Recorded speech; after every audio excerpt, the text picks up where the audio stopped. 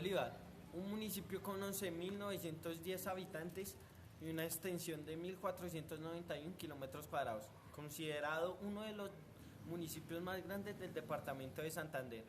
Hoy nos ilustrará con su rica historia religiosa en el milagroso templo a la Virgen del Carmen y su milagroso del Picacho. Nos encargarán de ilustrarnos de una historia muy rica, muy apasionante de cómo se fue formando la religión y cómo ésta se fue apoderando poco a poco de la gran mayoría de este pueblo. Claro que no todos. Estamos a punto de entrar a la casa cural del municipio de Bolívar, donde tras 92 años de historia nos dejarán ver un poquito de lo que serían los padres o sacerdotes que durante estos 92 años largos de historia religiosa han dictado la religión acá en Bolívar. Acompáñenme.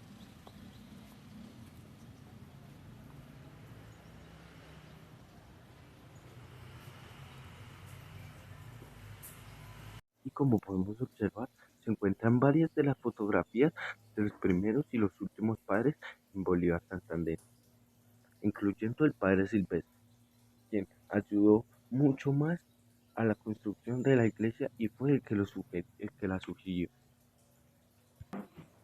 Aparte de esto, también podemos ver que las épocas donde más cambios de padres se presentaron fueron entre los 80 y 90, dándonos un indicio de que fueron quizás las épocas con más fervor religioso en estos pueblos.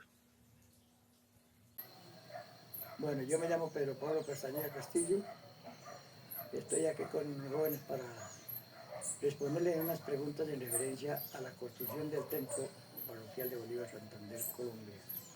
Claro que sí, señor Pedro. El día de hoy vamos a hacerle varias preguntitas sobre la construcción y también sobre la religión de nuestro pueblo.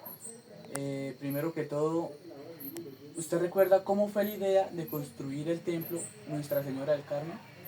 Bueno, la idea fue porque aquí había una capilla pequeña frente al Banco Agrario hoy día, frente al Banco Agrario había una capilla pequeña. Y entonces aquí como la gente siempre hemos sido católicos, llegaba mucha gente a misa y no cabía la gente en esa capilla. Entonces llegó un sacerdote, o ya había un párroco que se llamaba Silvestre Gómez. Digo, aquí toca hacer un templo más grande, de más espacios para que la comunidad tenga acceso y tenga más especialidad y para que escuchen mejor la misa. Y ahí se inició la construcción del templo parroquial de Bolívar Santander. ¿Cómo quiénes participaron en la construcción y de qué manera ayudó a la comunidad? La construcción inició con colaboración de toda la comunidad de Bolívar. En especial, yo conocí, cuando se inició la cuestión de los materiales, recuerdo que mi papá, llamaba Víctor Manuel Castañeda, él se encargó de conseguir otro señor de aquí, del lado del río, un señor que se llamaba Juan Santamaría. Ellos la pasaban ciñendo la arena del río, porque este templo fue hecho con arena de este río Cuchina. Y ellos la pasaban ciñendo la arena, y cuando ya tenían harta arena, bastante arena, llamaron a la comunidad para que con las bestias y las mulas llevaran esa arena al pueblo. Esa fue la primera. Muchachos. Esa fue la primera iniciación. Toca iniciar de nuevo. Bueno, y seguidamente. Toca iniciar de nuevo. Señor Pedro, ¿desde cuándo practica la religión? Bueno, yo practico la religión desde cuando tenía uso de razón, desde cuando estaba en la escuela, por ahí de 6 años. Cuando eso, te tocaba ir a una misa por obligación, porque los papás lo enseñaron a uno a ir a misa.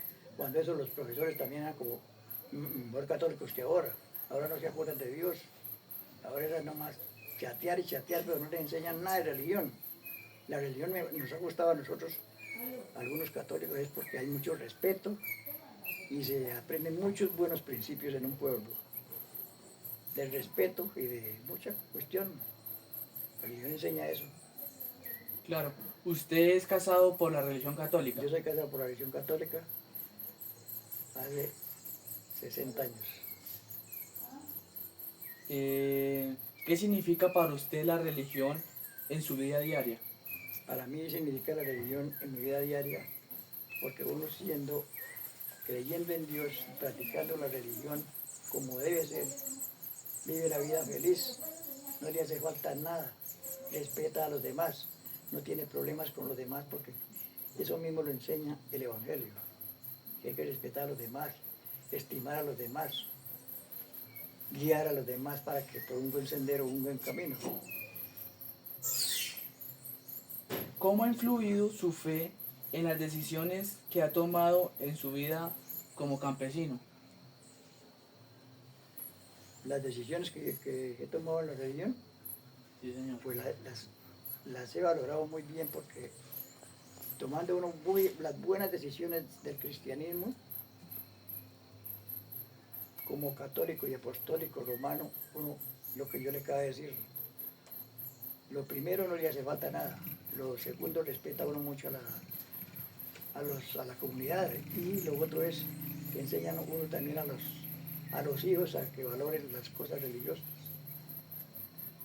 Claro. ¿Qué costumbre religiosa recuerda que siempre ha practicado desde joven, desde su juventud? Repita la pregunta. ¿Qué costumbre religiosa recuerda que siempre ha practicado desde joven? Pues casi lo mismo que le acabo de decir anteriormente. La religión, desde que uno inicia la religión, aprenda los mandamientos de la ley de Dios. Ahí es donde empieza uno a ver el resultado, que uno respeta a los demás, los estima y tiene sentimientos comunitarios.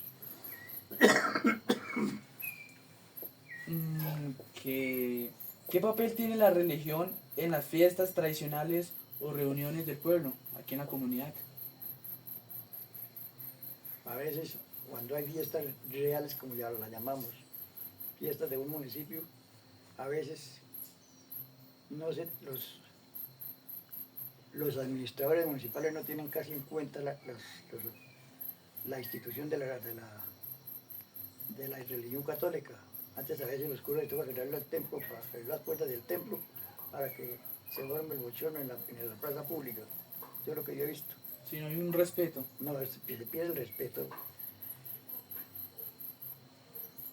¿Cómo cree que la religión ha influido en la forma de vivir en las familias en el campo, por aquí en las vecindades? De todas maneras, practicando bien la religión católica y entendiendo qué significa, se siente mucha alegría con los demás, con la familia, con la comunidad. Se dialoga muy bien en la comunidad. Desde que uno tenga los buenos principios, se dialoga bien. Ayuda al progreso y al desarrollo de la comunidad, de la vereda. Pero cuando no hay buenos principios cristianos, antes uno ayuda es como a destruirlos. Sí, señor. Claro. Entonces, ¿qué le contaban sus padres o abuelos sobre cómo se empezó a practicar la religión aquí? Los papás antiguos, los de nosotros, la gente antigua, eran muy respetuosos. Ellos enseñaron a uno, empezando a santiguarse, a persignarse, a rezar el Padre Nuestro, el Ave María, el Credo, cantidad de oraciones que se utilizan para vivir la vida, ¿no? Sí. Eso es lo que nuestros papás nos enseñaron desde el principio de la vida. Por eso se nos quedó ese reto, esa especialidad. De seguir con la religión. Esa especialidad. Porque fue que nos enseñaron a rezar el rosario en familia. ¿Usted ha cambiado las costumbres religiosas desde que usted era joven hasta ahora? No se deben cambiar porque uno ya tiene en su alma y en sus venas ya tiene ese como un bautismo. Después de que uno ya los papás de uno lo mandaron bautizar, lo enviaron confirmar, y ya uno es casado y todo, no puede ir a cambiar los sentimientos. Sí, uno ya tiene. Y que ya tiene. No debe cambiar, no debe estar para allá y para acá como que no tiene. Debe seguir con lo mismo que nos enseñó nuestros padres, Sí, ¿cierto? tiene que seguir debe seguir ese ritmo. ¿Qué consejo le daría a los jóvenes de hoy sobre la importancia de la religión en la vida? Les daría consejo de que vuelvan los ojos a Dios y miren cómo anda el mundo tan descompuesto. ¿Será que no se dan cuenta tal vez la juventud que el mundo anda descompuesto? En las drogas, en las costumbres malignas. Ahora ya no se ve, sino ya se ha perdido el respeto hasta a los jóvenes. Ya no saludan a una persona adulta, no saludan que van pasando por un camino, no, ese nomás chateando, y ya les va a salir mico aquí en la nuca porque van agachados dándole a esa vaina, Sí, y ya no respetan, ya no saludan, ya parece que fueran a perder como el habla. Entonces hay claro. como un cambio, y si no cambian, pues quién sabe cómo les irá eso. ¿Usted cree que la religión católica es una de que debemos seguir y seguir su ejemplo? Les daría un consejo a la juventud de hoy, a ustedes todos los jóvenes, porque es que es una belleza, uno de que maneje bien la religión, respeta a los demás, los estima, los quiere, no está con esa petulancia, como ese orgullo, ¿no? Sí, Eso se siente en las venas después de que usted ya se habitúe a la religión católica. listo. ¿Quiénes participaron en la construcción y de qué manera ayudó a la comunidad? La participación fue con una campaña que hizo el párroco de esa entonces, Silvestre Gómez. Él llamaba al pueblo, los peligreses de Bolívar, para que colaboraran todos de una forma y de otra para empezar la construcción del templo. Entonces eso inició en la siguiente forma. Se inició con hacer bazares para recolectar dinero para la iniciación de la construcción. Y todas las señoras del pueblo, del campo, colaboraban con piquetes para rifarlos, para hacer dinero para ir haciendo fondos para la construcción del templo. Eso fue lo que yo conocí en esa vez. La siguiente fue que cuando ya tocaba el acarreo de la arena que le digo, que le puede ser niña aquí en este río, que se llama el río Cuchina, y hizo el cura una campaña para que los que tenían bestias, mulas, ayudaran a subir la arena. Porque este templo fue construido con arena del río Cuchina, no fue con arena esta que traen ahora de Tunja o por allá no. Eso fue construido con arena esta. Bueno, eso fue así. Ya entonces, eso hay que colaborar mucho la gente. Eso era cantidad de gente colaborando. Unos cargando piedras por allá de encima. Ellos trajeron unas piedras que son muy, muy grandísimas para los cimientos. Claro que sí. Toda la gente colaboraba muy, muy berracamente. Y así como le digo, entonces ya cuando ya se ofreció ya iban a iniciar la pegada de ladrillo y todo, el padre el cura llamó a la gente para que vea cómo se traía ese ladrillo. Entonces la gente se inventó una cadena. Del ladrillo había ese ladrillo donde llamamos La Pampa, donde se llama La Pampa actualmente, todavía se llama La Pampa. No sé si de quién sería ese horno, pero me parece que eran de unos señores Riveras. Allá construyeron todo el ladrillo para la construcción del templo. Y hicieron una fila de gente, mujeres y hombres, desde La Pampa hasta el parque. Una fila, le iban botando los ladrillos así de frente. Y así fue llegando todo el ladrillo desde allá. La gente no se movía, sino recibió el ladrillo y échelo al otro y decía que sí. Eso era una cadena muy hermosa. Claro que sí. Y ayudaban con piquetes y... Todo eso ayudaba, la gente llegaba con piquetes, almuerzos. Cuando había mucha colaboración. Por eso yo creo que en los años que yo tengo, yo le hago, por ejemplo, como un llamado a la juventud del día, a toda la comunidad, que haya más colaboración, haya más sentimiento de ayuda, no solamente para un pueblo, sino, por ejemplo, en las veredas donde una persona no tenga dónde vivir, a que haya como esa colaboración. Entonces se está acabando ese sentimiento de ayuda a los demás. Como cuando eso sí había esa conciencia de trabajar, y por eso, miren ese templo que se construyó tan grande, es el mejor templo de Santander. con la gente de Bolívar. Aquí no vino gente de otras partes. Creo que no vino sino un arquitecto que trajeron de otra parte para que iniciara la obra. Y vea dónde va. Ahí más. A ver, los párrocos que han venido de ahí para acá, con sus campañas que hacen a nivel de la parroquia, ha sido sostenido este templo en sus arreglos, así como está bien presentadito. Claro que sí. ¿La construcción de la iglesia unió más a las familias y vecinos del pueblo? Los unió más claro porque ya la gente, ya al empezar la construcción del templo, la gente llegaba a colaborar voluntariamente y había muchas relaciones humanas entre unos y otros. Y unos decían, hagamos esto, usted haga esto, así, entonces había como mucha cuestión sociable. Sí, claro. ¿Qué siente al ver la iglesia terminada y pensar en todo el esfuerzo que la comunidad tuvo ese día, en todo este tiempo?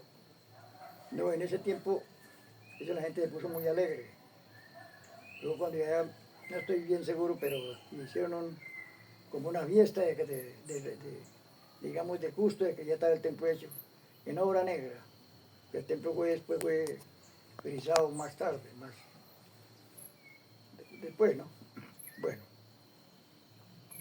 hasta ahí yo recuerdo que fue así.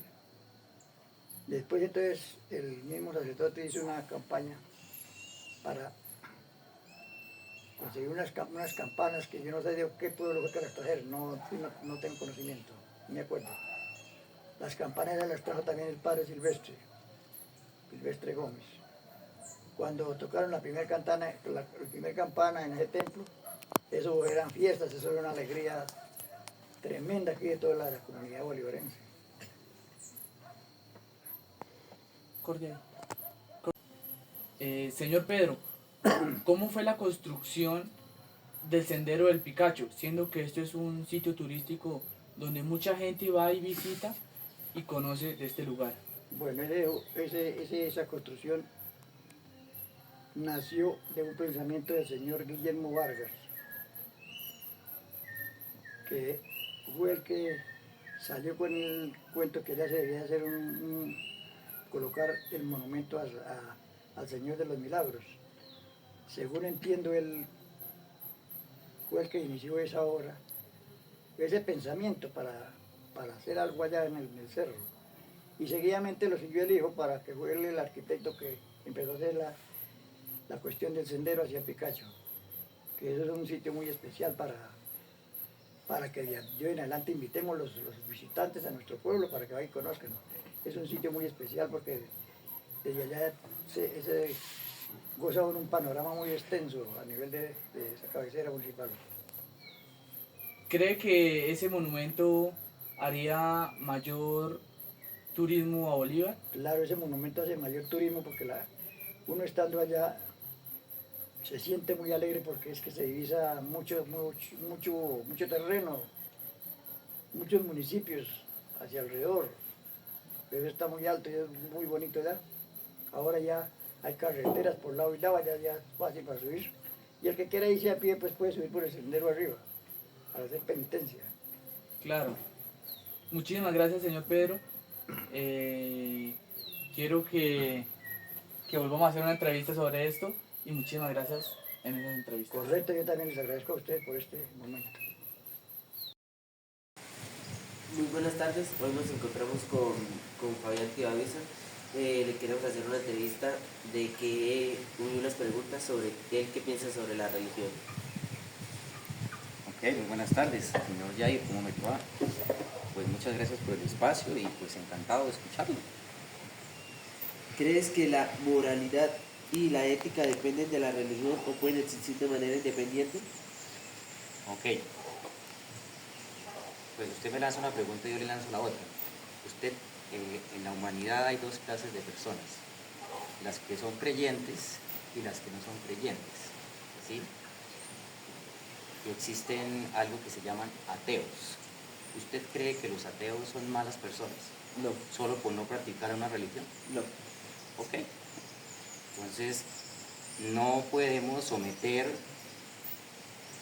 la actuación de la moralidad y la ética, los valores a una religión. ¿Por qué? Porque los ateos están demostrando que son excelentes personas, inclusive saben más de Dios que cualquier creyente, porque ellos leen mucho, investigan, se expresan de manera muy bien y no son ideólogos de la, digamos, de cualquier creencia, simplemente la analizan y ya. Entonces, y eso no es ser mala persona, es simplemente tener criterio. Y vamos con la siguiente pregunta. ¿Ok? ¿Has tenido experiencias o encuentros que te hayan hecho cuestionar o reafirmar tu posición respecto a la religión? Ok, si nosotros salimos de este planeta, si encontramos que el Sol es casi, haga de cuenta, comparar un balón de fútbol con una semilla de mostaza. Nosotros somos la semilla de mostaza, este planeta es así pequeñito frente al Sol.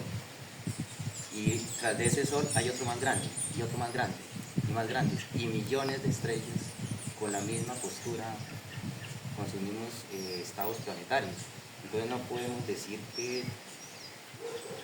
decir o ser egoístas como humanidad, ser egoístas, decir que estamos solos. Yo creo que hay alguien más afuera, solo que aún no hemos tenido la oportunidad de conocerlo. ¿Por qué? Porque no tenemos la tecnología. ¿Sí? Y de acuerdo a esas posiciones, pues yo sí cuestiono que algo tan inmenso sea reducido a algo tan, digamos, tan básico como la religión. La religión es algo que nunca ha evolucionado. Desde que existe, nunca ha hecho un descubrimiento como la ciencia. Se le quita la Biblia a una religión, a la cristiana, se queda sin argumentos. Se le quita una herramienta a la ciencia y ella sí continúa investigando. ¿Sí? Entonces esa es como mi postura. Yo creo que entre la mejor religión que uno puede acercarse en esos temas es con la ciencia, porque la ciencia es la que le da las respuestas a usted, y entre más busca, más preguntas aparecen. Ok, vamos con la siguiente pregunta. ¿Cómo encuentras significado y propósito en la vida sin una creencia religiosa? Ok, vuelvo a la misma pregunta. ¿Usted cree que los ateos, solo por no creer en una religión, no tienen ningún propósito en la vida? No. Porque si nosotros vamos a las estadísticas y miramos y estudiamos, los ateos son personas que tienen propósitos, tienen familia, tienen empresas, le dan empleo a la gente, tienen negocios, tienen muchas formas de ver la vida, y para ellos la felicidad no está metida en un cuatro paredes ni en una religión. La felicidad de ellos está en vivir y dejar vivir. Usted mira, digamos, la postura de un ateo, lo que le va a decir: yo no creo en Dios, pero soy buena persona. Pero dígame, usted, ¿de qué manera, qué es lo que impulsa que un ateo sea bueno? Buena persona, por encima de cualquier creencia, ¿sí? Lo que impulsa a ser digamos, lo que impulsa a un ateo a ser buen ser humano es su propósito. ¿Para qué es que vino a este mundo? No una creencia. Y entonces ahí es donde uno ve que la religión ataca mucho al ateo.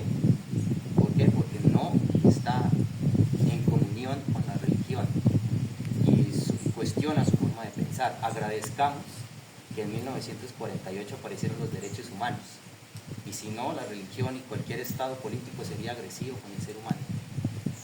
Gracias. ¿Crees que la espiritualidad y la religión son la misma o pueden existir de manera separada? Ok, si la espiritualidad tuviera algo que ver con la religión, ¿sabe cuántas religiones existen en este planeta? 4.000, o algo más de 4.000. Y todas esperan que alguien les salve el problema en el que están metidos. Por ejemplo, los cristianos están esperando a Jesús por 2.000 años. Los musulmanes están esperando a su Mesías por 1.300 años. Por ejemplo, los judíos están esperando a su Mesías por 2.500 años. Los budistas están esperando a Kalki por 3.700 años. Entonces, ¿qué pasa ahí? ¿Es espera o es espiritualidad? Es espera. Espera de qué? De que nos salven quién, de nuestro propio problema.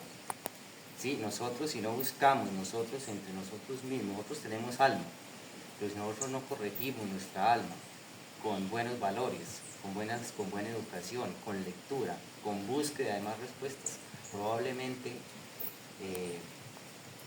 sería como anteriormente, ¿sí? Porque si la espiritualidad se pareciera a la religión, no hubiera excomulgado a Martín Lutero en 1500. ¿Por qué? Porque a él no le gustaba la forma católica de pensar. Y él fundó su propia iglesia, que es los protestantes que hoy conocemos, que son los pentecostales, los adventistas, eso se lo deben a Martín Lutero. Sin embargo, la iglesia católica los excomulgó, ¿sí? Y si yo, una persona como yo, estuviera diciéndole a usted estas hace por allá 500, 600 años más atrás, probablemente la institución católica o cualquier religión me hubiera quemado vivo.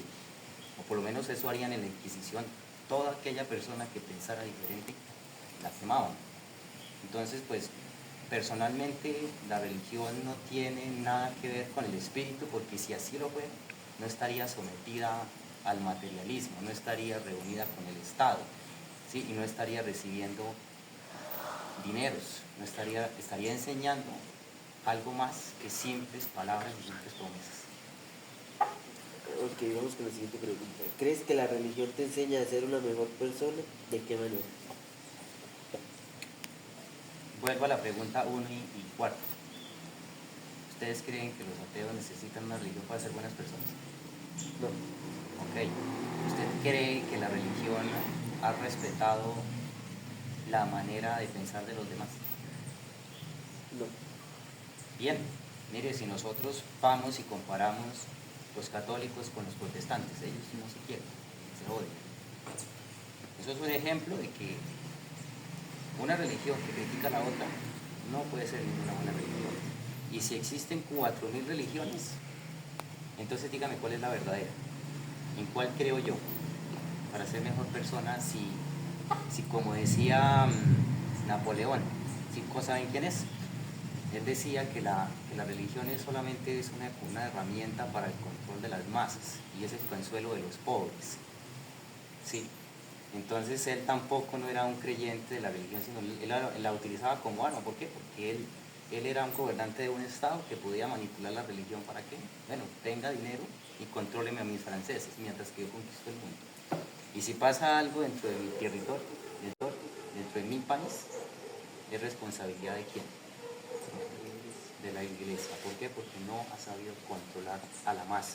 Entonces, por eso es que la religión tiene esa idea de controlar, porque el espíritu es libertad y sometimiento es control. Si usted tiene que ir cada 8 días a un culto o a una misa, eso no es que usted quiera ir, es porque a usted lo obligaban a ir y ahorita pues ya se volvió monótono. No, es que si no voy a misa me siento mal, es que eso se volvió un vicio.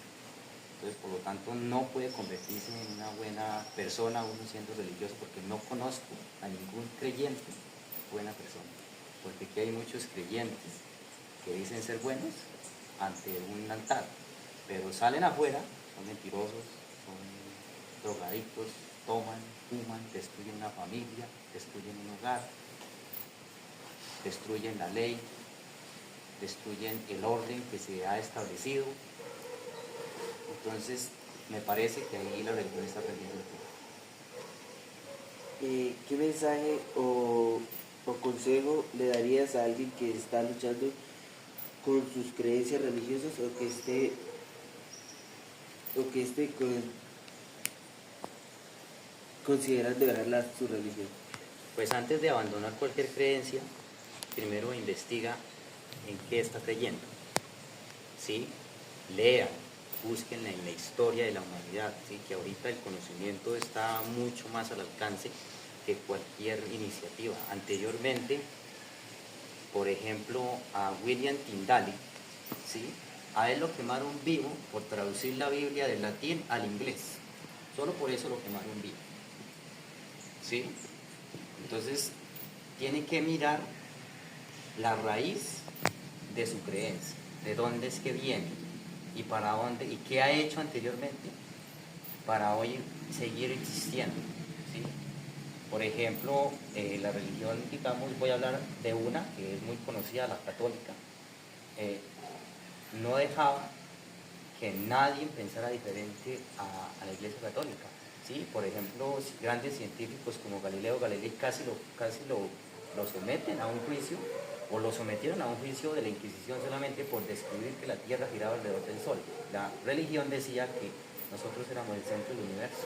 Miren tan egoísta que ha sido la religión, que se creía que nosotros éramos dioses prácticamente. Y todo el que se negara a esa creencia era quemado, era asesinado, era torturado. Y yo los invito a que lean y investiguen qué hacía con las personas que pensaban diferente.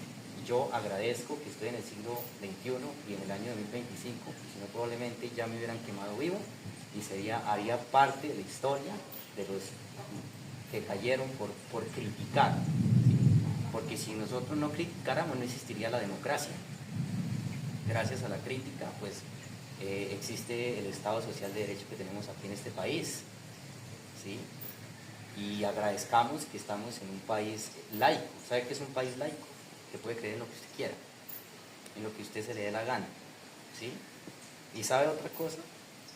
Muchos sacerdotes, muchos obispos, muchos líderes religiosos se escandalizan porque hay un día de las brujas o hay un día de Halloween, pero no se escandalizan por violaciones a menores de edad, a niños, la pederastia, ¿sí? No se escandalizan por eso, antes lo ocultan, lo esconden. ¿Para qué? Para que nosotros no lo veamos, pero algún día la justicia tiene que aparecer y corregir esa situación. Entonces, por eso invito que si son católicos, que lean de dónde viene la religión católica, que si son adventistas, que lean de dónde vienen los adventistas, que si son budistas, que miren de dónde vienen los budistas, ¿sí? Y las religiones como tal han financiado guerras y han matado mucha gente. Si ya de por sí la Alemania nazi era peligrosa, que mató 6 millones de judíos, ¿sí? Como una fábrica de muerte, y gracias a eso, por eso que pasó, la humanidad tuvo que decir, no, tenemos que hacer derechos humanos y si no, esto no puede seguir. Y la religión nunca hizo nada por esas personas. Antes permitió, se silenció y no dijo nada, no, continúen con su masacre. ¿Por qué? Porque le tenía miedo al Estado alemán. Entonces la religión no tiene ningún poder, tiene miedo de enfrentar un Estado más poderoso que él, ¿sí? Entonces uno tiene que buscar de dónde viene lo que uno cree para uno estar seguro que sí está creyendo. Porque si uno se pone a creer en cierta religión y se pone a defenderla, y se pone usted a hablar con una persona que conozca de historia, probablemente usted se queda sin argumento, porque usted no puede defender lo indefendible. La historia no dice mentiras. Entonces, yo los invito a que se ateen, a que busquen, pregunten, no les dé pena preguntar, investiguen filosofía, anteología, teología, ética. También les invito a que busquen el argumento oncológico, ¿sí? Que lo formuló Leibniz. Hay otro argumento que el argumento de la moralidad que lo formuló Canterbury, el obispo de Inglaterra. Busquen, y ahí se reafirma de qué manera, en qué usted puede creer. Muchas gracias. Muchas gracias a usted. Listo, pues. Del que tanto se habla. Sin embargo, estamos viendo una foto en un grupo de Noticias Bolívar, el que habían publicado una foto de los años 60 o 50 en la que la iglesia estaba en plena. Muy buenas tardes, señora Bárbara. Buenas tardes, joven. Antes que nada, quiero darle una cálida bienvenida y le quiero dar las gracias por acompañarnos en este día y brindarnos un poco de su experiencia sobre esta religión. Bueno. Me gustaría que me cuentes un poco de quién eres y en qué religión creciste. Joven, yo crecí en la religión católica porque fue una religión que nos dejó buenas enseñanzas. Cuando ya empecé a leer la Sagrada Escritura, entonces me invitaron que fuera a la iglesia adventista. Me di cuenta que era la misma, no fue que nos cambiamos de religión, sino la aprendimos a obedecer. porque iba basada en los 10 mandamientos. ¿Qué te motivó a cambiar de la religión católica a la del séptimo día? Me motivó la obediencia de los 10 mandamientos y sobre todo a leer la Sagrada Escritura y empezamos a leerla y a obedecerla. Eso me motivó mucho porque iba basada sobre los 10 mandamientos. ¿Cómo conociste la religión del séptimo día?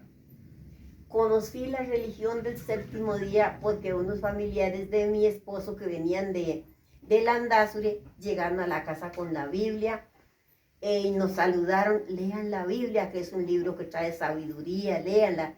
Entonces uno como viene de la católica, yo les dije que no, que la Biblia solo pertenecía como a leer al sacerdote. Dijo, no, sí se puede leer. Empezamos a leer la Sagrada Escritura y sí, era lo mismo que la católica. Ya me invitaron que fuera a culto, me pareció muy bonito la obediencia y seguí. Pero también voy a la católica cuando hay un evento, un entierro o algo, también voy allá porque el sacerdote también lee la Biblia y lee los evangelios. ¿Cuáles son las creencias principales de la iglesia del séptimo día? Las creencias principales es que va basada, otra vuelta, sobre los 10 mandamientos, ser obediente y leer constante la palabra de Dios. Eso me motivó, porque uno en realidad ni leía la Biblia. Pero al darnos ese concepto, seguimos leyendo la Sagrada Escritura y empezamos a ir a la iglesia adventista del séptimo día. ¿Qué significa guardar el sábado en esta fe?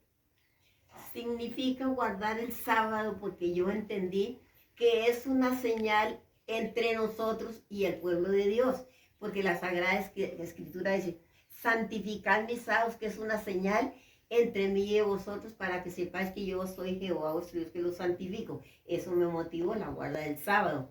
Y con esa obediencia, que el sábado no hacemos nada, ir a la iglesia, orar, leer la Sagrada Escritura y no hacer nada porque es un mandamiento de guardar ese día. ¿En qué se diferencia el séptimo día de la religión católica y otras ramas del cristianismo? Se diferencia como entre los 2 días. Y la católica guarda el domingo y la adventista guarda el sábado, mandato legado por Dios, porque en la Sagrada Escritura dice que guardar el sábado, que será una señal entre el pueblo de Dios y nosotros. Entonces nos motivó a guardar el sábado porque es un mandato de Dios. Ya. ¿Cómo se interpreta la Biblia respecto al sábado y otros temas clave? Se interpreta la Biblia, primero hacemos oración y miramos y la interpretamos de acuerdo a la voluntad de Dios y hacer caso como está escrito ahí. Me gustaría que hablaras un poco sobre la segunda venida de Cristo. Le hablo sobre la segunda venida de Cristo porque la Sagrada Escritura dice que Él va a venir por segunda vez a rejuntar su pueblo. Los que obedecimos y somos obedientes, iremos con Él a morar en el cielo. Porque el desobediente no hay oportunidad. Eso me motivó a leerla y a obedecer. ¿Qué estilo de vida lleva un creyente de esta religión? El estilo de vida en esta religión, me gustó mucho, es la comprensión, sobre todo en los matrimonios. Como le enseñan a uno tan bonito, en el matrimonio una comunión, una comprensión, y el esposo debe tener la sola mujer, no otras, y ella lo mismo. Y una obediencia tan linda en el matrimonio. ¿Qué ha significado para usted vivir siguiendo esta religión? Mi significado es, sigo esta iglesia porque es la misma, la aprendimos fue obedecer y el significado es que al final, si somos obedientes, tendremos la vida eterna. ¿Has enfrentado algún desafío por tus creencias? Sí lo he enfrentado. Cuando empecé a leer la Sagrada Escritura, mi misma familia, ¿por qué lee la Biblia? Eso la deben leer nomás los sacerdotes y eso. Les dije yo, no, porque ya hay permiso. Yo le compré la Biblia a mi hija, la que estudia en el colegio, y la podemos leer. Empecé a leerla y subrayaba. Y es muy agradable leer la Sagrada Escritura porque es un libro que da bastante sabiduría y obediencia. Eso me motivó. ¿Cuál es la misión principal de esta religión? La misión principal de esta religión es la obediencia, porque va basada sobre los mandamientos. Y en un matrimonio tan bonito, el hombre está en la casa, se ayudan del uno al otro. Ni ella va a coquetear a otro hombre, ni él a otro, una obediencia muy bonita. Eso me motivó en el caso mío, que soy madre de 11 hijos y todos casados, y ha sido unos matrimonios bonitos en que empezamos a leer la Biblia, porque la Biblia dice de la obediencia, el temor a Dios. Quiero compartir este mensaje de la obediencia porque es muy hermoso. Entonces uno al saber este mensaje tan lindo, llega donde los vecinos y dice, mire, se puede leer la Sagrada Escritura y obedecerla. Entonces es una iglesia que nos enseñó y nos enseña a obedecer, y eso me convenció, la obediencia y la comprensión que encontramos en esta iglesia. O sea, tú invitas a los demás Sí. jóvenes, a las demás personas, a que entren a esta religión por la obediencia y por todo lo bueno que trae. Sí. Yo invito que vayan a esta iglesia por la obediencia que trae, sobre todo en la juventud, en los matrimonios, cómo se debe comportar uno, la obediencia y el cambio de vida, porque uno antes de conocer la palabra de Dios, pues era un borracho y de todo, y la Sagrada Escritura dice muy claritamente los que no heredan. Dice, ni los ladrones, ni los brujos, ni los borrachos eso heredarán. Eso lo motiva a uno pues no a hacerlo. Pero eso, claro, digo yo, eso es para valientes. Uno empieza a obedecer, y eso es muy bonito, la obediencia. Es una paz muy linda en la casa. Te quiero dar las gracias nuevamente por habernos compartido un poco de tus experiencias estando en esta religión. Esta conversación ha sido muy valiosa e inspiradora. Mire, joven, me siento muy contenta al venir a traer este mensaje acá, porque de verdad, como dijo el niño, es muy valiosa la obediencia y la comprensión tan linda que hay en estos hogares cristianos. Eso es muy bonito, entonces por eso comparto, porque dice la Sagrada Escritura que uno debe compartir un mensaje tan precioso como es la lectura de la Sagrada Escritura. Muchas gracias. Bueno, gente, muy buenas tardes. Estamos aquí con quizás la entrevista más importante de nuestro documental sobre Bolívar y su religión católica. Estamos aquí con el padre José Luis, padre de Bolívar y sacerdote principal de acá de la iglesia, del templo Sagrado de Bolívar. Comencemos. Padre, nos gustaría empezar como indagando más en qué lo motivó a usted a empezar su vocación como sacerdote. Para usted y para todos los que nos ven a través de este documental, un saludo muy especial.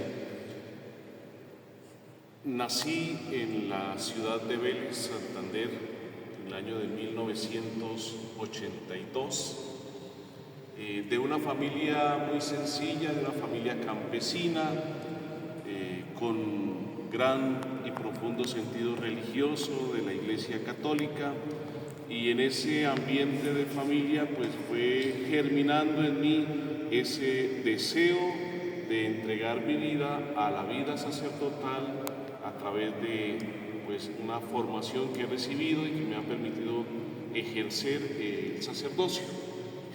Listo, padre. Me gustaría saber si hubo alguna experiencia personal o familiar que a usted lo motivara mucho más a convertirse en sacerdote.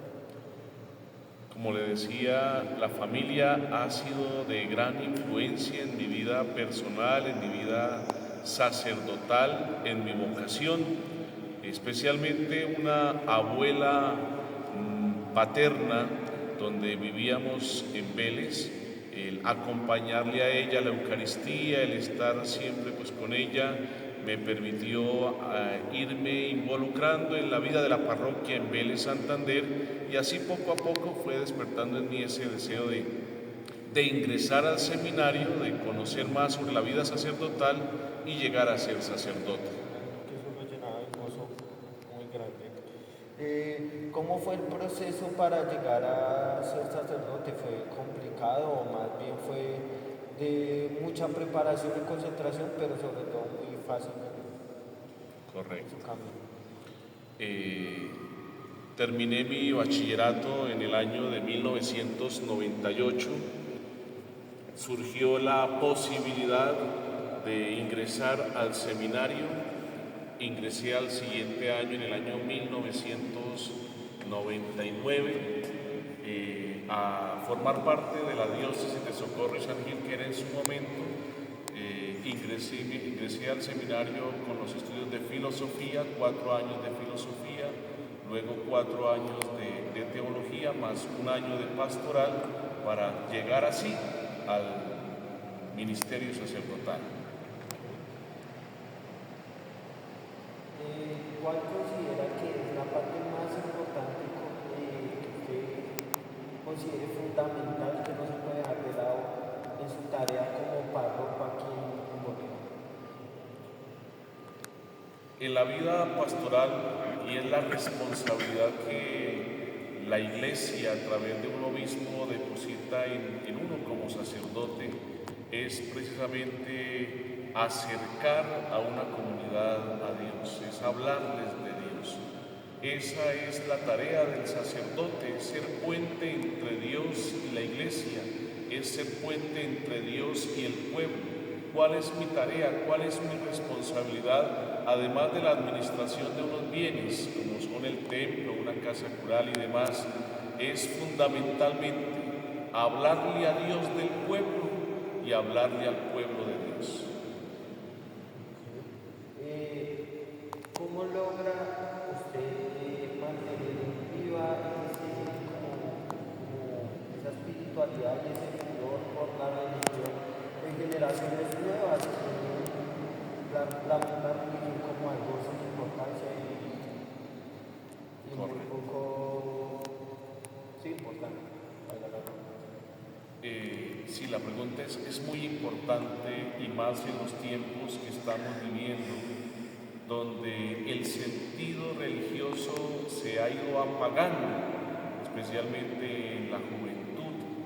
Y para mí como sacerdote es un desafío grande el poder hacer que esa semilla de la fe que se recibe a través del bautismo vaya creciendo en la niñez y en la juventud bajo estas circunstancias de apatía religiosa.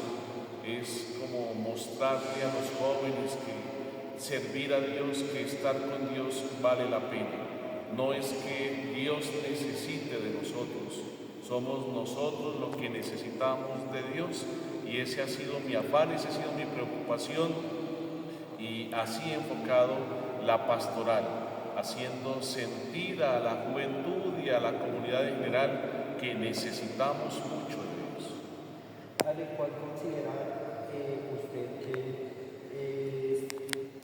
quizás un momento como que usted remarque mucho en su carrera como sacerdote, y uno que usted diga, acá de verdad me di un golpe contra el mundo y lo vi todo mal?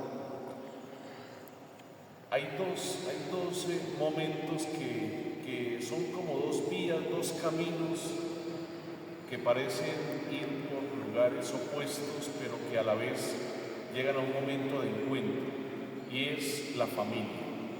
Uno como sacerdote debe renunciar a muchas cosas, renunciar a una familia.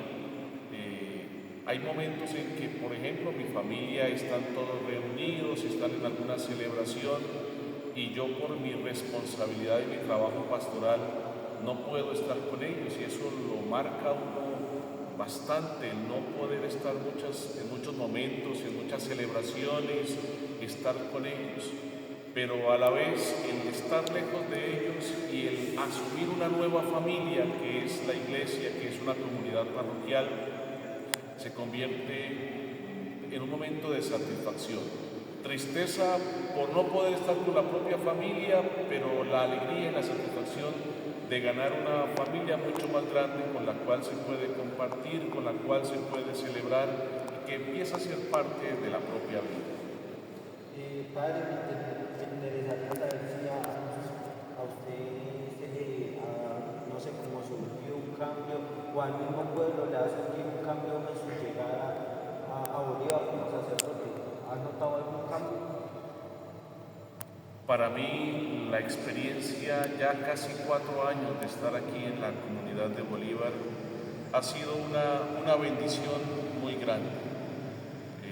Siempre lo he manifestado, la parroquia de Bolívar a nivel de la diócesis de Vélez es una comunidad, digámoslo, apetecida por muchos sacerdotes, es decir, muchos quisieran ser párrocos de esta comunidad. Dios me ha bendecido el permitirme estar aquí, el aprender tanto de las comunidades, el estar en contacto con los niños, con los jóvenes en el colegio, en las veredas, con los campesinos, el estar con la comunidad para mí ha sido un gran momento de aprendizaje y de crecimiento personal, espiritual y sacerdotal. Padre, saliendo un poquito de las preguntas que hay ahí, me interesaría mucho saber dónde usted prestó su servicio o difundió la religión, en qué pueblos. Bueno, mi ejercicio ministerial lo he desempeñado fundamentalmente en la diócesis de Vélez, a la cual formo parte. Inicié siendo vicario parroquial, es decir, como ayudante de otro sacerdote en La Belleza. Luego pasé a la comunidad del Aragua.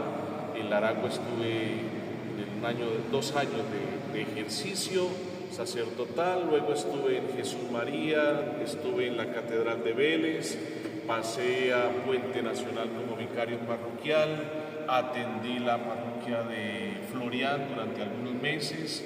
Luego pasé a ser párroco en Aguada y durante los últimos 7 años estuve en la parroquia de La Belleza, Santander, y después de 7 años de estar allí, el señor obispo me ha enviado a esta comunidad de Bolívar, donde ya llevo 4 años. Bueno, padre, no siendo más, un mensaje que usted le daría a las nuevas generaciones para que vuelvan a esa creencia, como a ese fulgor de sentir a Dios en su corazón y sentir mucho más la religión, no dejarla tanto de lado. ¿Qué mensaje le daría?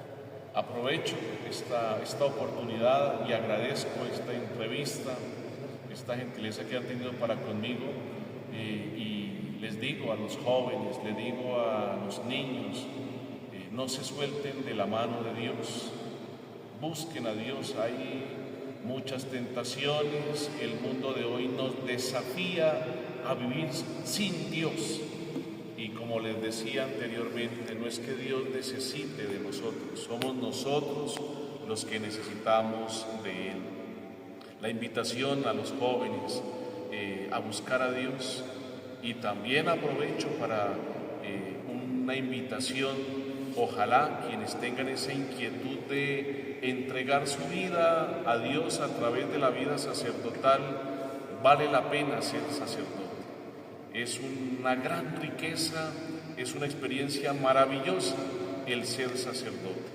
Vale la pena, y lo digo yo con todo el corazón, y hago esta invitación para que nos dejemos guiar por Dios, nos dejemos tocar por el Señor y nunca nos soltemos de su mano. Muchas gracias, padre. Me causó curiosidad algo que usted dijo ahí, ya para terminar, ya rompiendo un poquito más el hielo. ¿Siente usted que la profesión como padre, como sacerdocio, está quedando un poco de lado en estas nuevas generaciones? A nivel, digámoslo así, casi que mundial, hay una crisis vocacional. Faltan vocaciones. Como dice el mismo Jesús, la mies es mucha y los obreros pocos. A nivel de diócesis tenemos varias parroquias que son atendidas por un sacerdote, es decir, 2 parroquias atendidas por un solo sacerdote. Aquí en Bolívar éramos 2 sacerdotes, ahorita quedé yo solo, lo que significa que hay harta necesidad de sacerdotes. Y pues en esta crisis vocacional se hace pues esa invitación a que redescubramos ese llamado y esa invitación a entregar la vida a Dios al servicio de los demás, al servicio de la Iglesia a través de la vida sacerdotal. De Bolívar tenemos algunos muchachos estudiando en San Gil y esperamos que lleguen a ser futuros sacerdotes de nuestra iglesia. Bien, Padre Cicera, muchísimas gracias, Padre. Le quiero agradecer por las respuestas, me llenó mucho de satisfacción el estar aquí con usted, compartir una conversación. Creo que nunca se había presentado y agradezco mucho la presencia de usted en nuestro comentario aquí, los dos charlando. Muchas Muchísimas gracias. A ustedes muchas gracias y lo hacemos desde este nuestro templo parroquial, Nuestra Señora del Carmen de Bolívar, donde todos somos bienvenidos. ¿Podría contarme un poco sobre usted y cuántos años lleva viviendo acá en el pueblo? Sí, señor. Sí le puedo contar. Yo me vine como de 28 años para acá, para el pueblo. Y vivía en el campo, en la vereda del Trapal. Y yo allá nosotros hacíamos nuestros trabajos del campo. Y luego mi esposo hizo la casita aquí, nos vinimos para el pueblo. Hace 47 años que vivimos acá. Ok. ¿Y cómo era la vida religiosa aquí cuando usted era joven?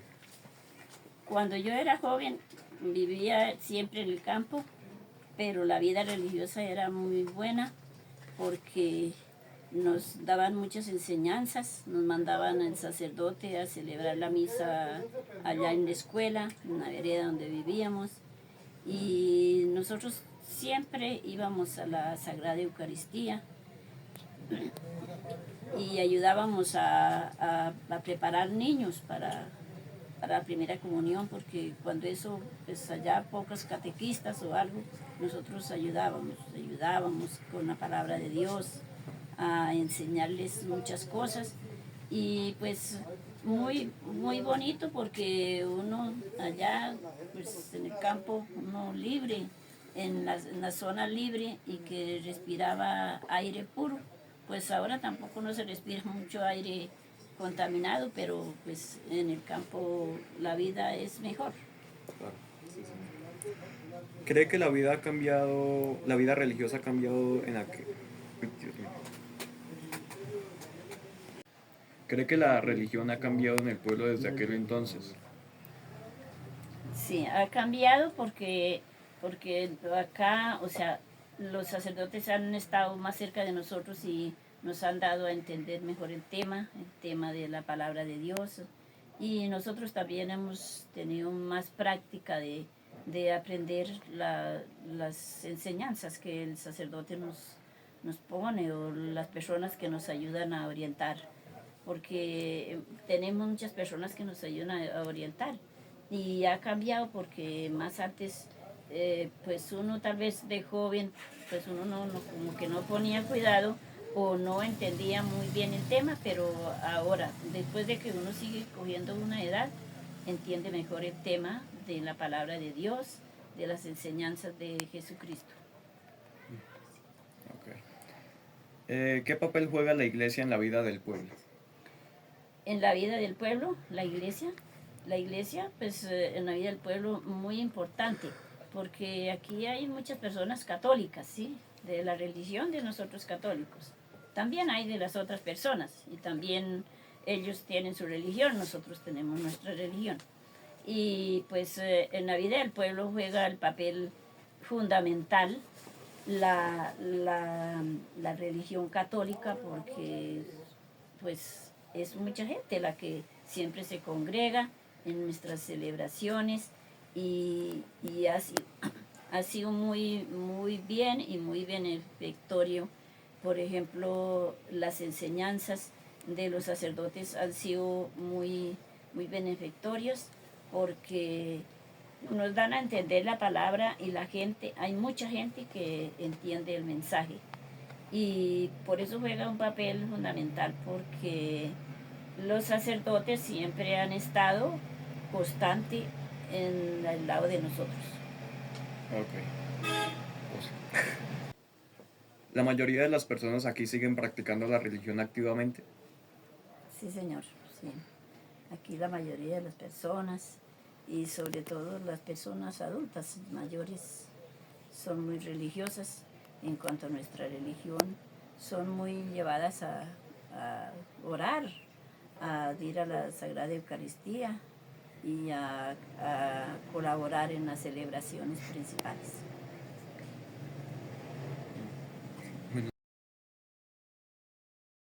Muy buenas tardes, señora Noemi. Buenas tardes, Camilito.